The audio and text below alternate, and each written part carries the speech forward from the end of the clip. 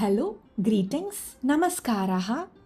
We are at the Sri Padavettamman Temple, Krompet, Chennai. The temple is devoted to Devi Parvati in the form of Sri Padavettamman and is also known as Renugambal Temple. The temple is one of the Grama Devata temples of Jamin Rayapet, Krompet. The temple faces east with a five-tier Rajagopuram, and as we enter through the Rajagopuram, we see the Trishulam, Balipeedam, Simhavahan, and Dwajastambam. According to Temple Sthala Purana, this place was once an Iluppai tree forest, and Sri Padavettamman, as Renugambal, stayed here with her army. Hence, the place was called Padai Veedu, Padai meaning army, and Veedu meaning house in Tamil. And the deity was known as Padaiveettu Amman, which later became Padavettamman. It is also said that during the king's rule, this place was used as a camp for armies. About 350 years ago, this area was under the control of Jamindars and hence the name Jamin Rayapetai. One night, Amman appeared in Jamindar's dream and instructed him to construct a temple for her in the midst of the Iluppai forest. The Jamindar, with the help of the villagers, installed the deity under a thatched roof and began worshipping her as Padaivettamman, the Grama Devatai. Sambhuvaraya kings worshipped Sri Renugambal as their Kula Devam. It is said that many Shambhukula people, descendants of the Sambhuvarayas, lived in Jamin Rayapet, part of the present-day Krompet. Mahakumbhabhishekam for the Rajagopuram and Sri Padavettamman temple was conducted on 10th June 2005.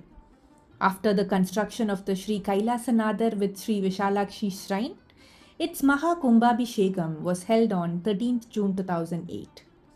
Another Mahakumbhabhishekam was conducted in 2017.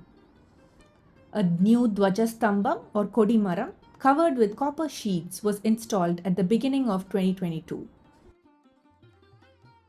Amman's stucco sculpture is on top of the Mukha Mandapam, where Padavettamman Alayam is carved. Stucco Dwarapalikis are at the entrance of the Ardha Mandapam.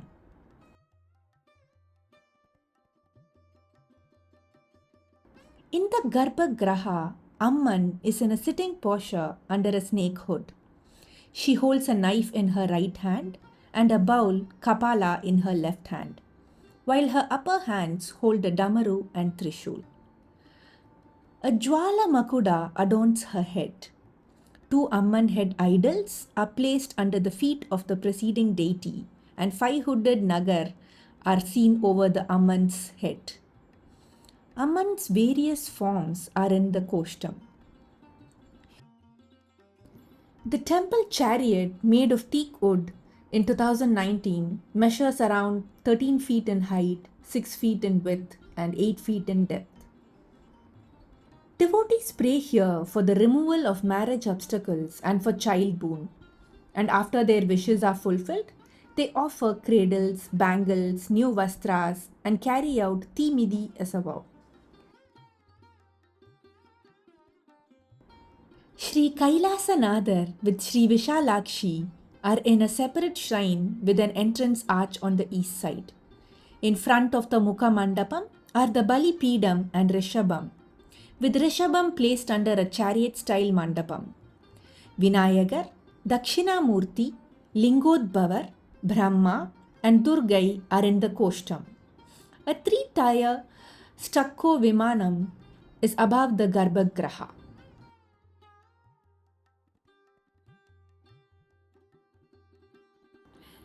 Special pujas are conducted on Tuesdays, Fridays, Adi Fridays, and during Navaratri. The annual festival is celebrated during the fourth week of Adi month, grandly for around 5 days. The Thimidi Thiruvala is conducted in the month of Adi every year.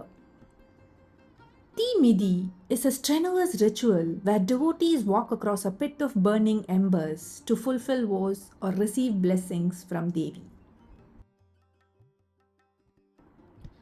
There are 3 Sthala Vrikshams for this temple: Vanni tree, Iluppai tree, and Bilva tree.